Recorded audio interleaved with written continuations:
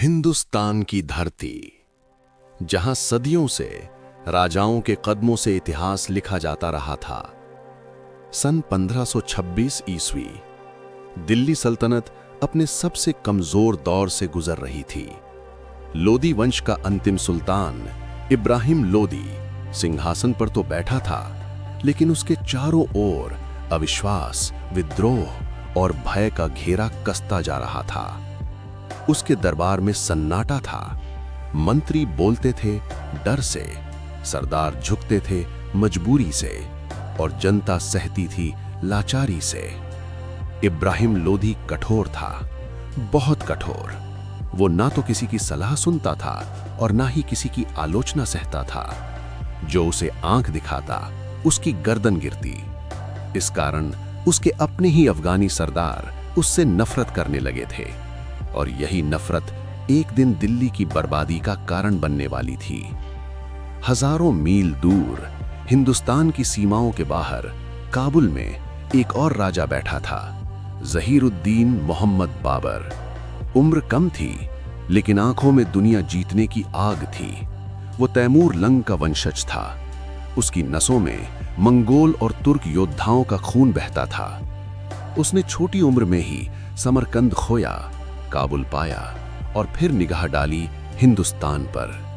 भारत उसके लिए सिर्फ एक देश नहीं था, बल्कि एक सपना था। सोने से भरी धरती, फलते फूलते शहर और कमजोर सल्तनत, सब कुछ उसे बुला रहा था। एक दिन बाबर के दरबार में एक गुप्त दूत आया। उसके हाथ में दिल्ली के कुछ अफगानी सरदारों का पत्र था। उसमें लिखा था, हे बाबर, इब्राहिम लोदी हम पर अत्याचार करता है। वो हमारी जागीरें छीन रहा है, हमारी इज्जत कुचल रहा है। यदि तुम हिंदुस्तान पर आक्रमण करो तो हम भीतर से तुम्हारा साथ देंगे। बाबर ने पत्र पढ़ा और मुस्कुरा दिया। उसे वही चाहिए था, हिंदुस्तान में फूट।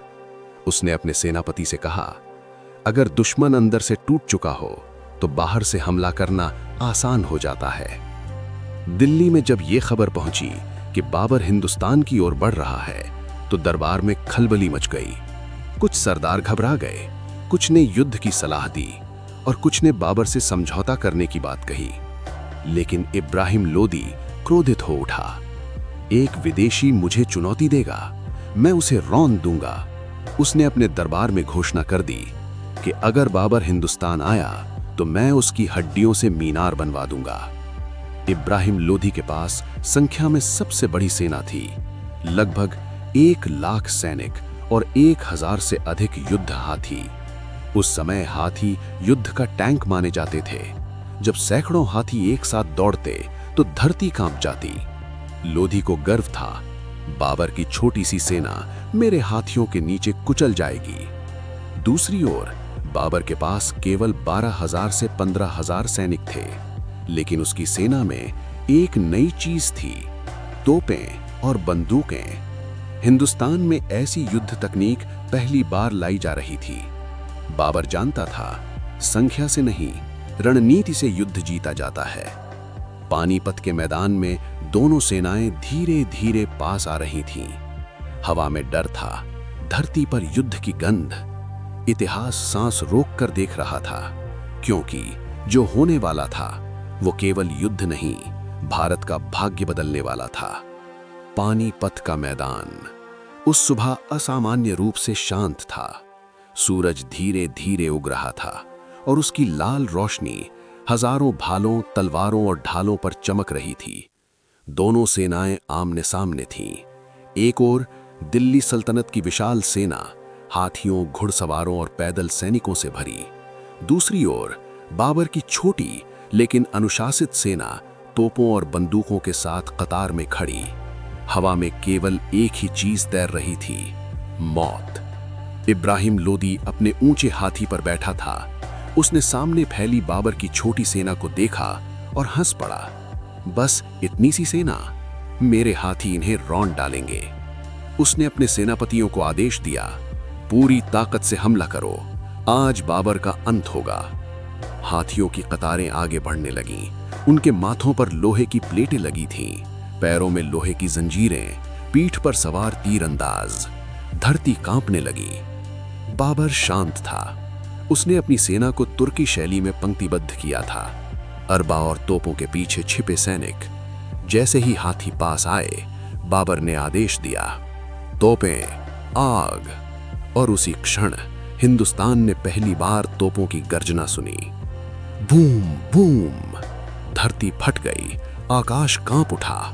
लोहे के गोले सीधे हाथियों की कतारों में जा घुसे। एक हाथी हवा में उछल गया, दूसरा तड़प कर गिर पड़ा, तीसरे की सूंड उड़ गई।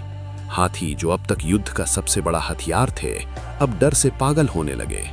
घायल हाथी दर्द से चिल्लाते हुए अपनी ही सेना पर पलट पड़े। वो अपने ही सैनिकों को कुचलने लगे।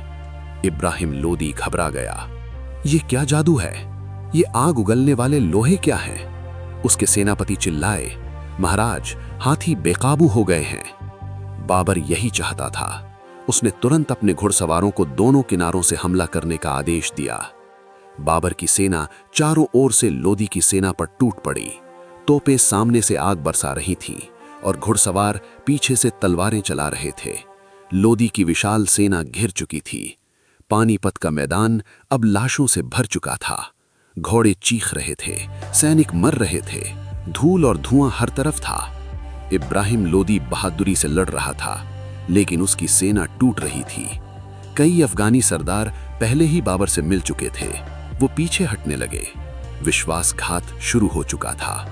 जब सैनिकों ने देखा कि उनके हाथी पागल हो गए हैं और पीछे से हमला हो रहा है, तो डर फैल गया। हम हार रहे हैं, ये युद्ध शापित है। कई सैनिक भागने लगे, कुछ ने हथियार डाल दिए, लेकिन इब्राहिम लोदी अब भी लड़ रहा था। एक तीर उसके हाथी के पास से गुजरा, एक गोला जमीन पर फटा, धुआं छा गया। जब धुआं हटा तो इब्राहिम लोदी जमीन पर खड़ा था, तलवार हाथ में। उसने बाबर की ओर देखा, मैं आखिरी सांस तक लड़ूंगा। लेकिन इतिहास उसके खिलाफ लिखा जा चुका था।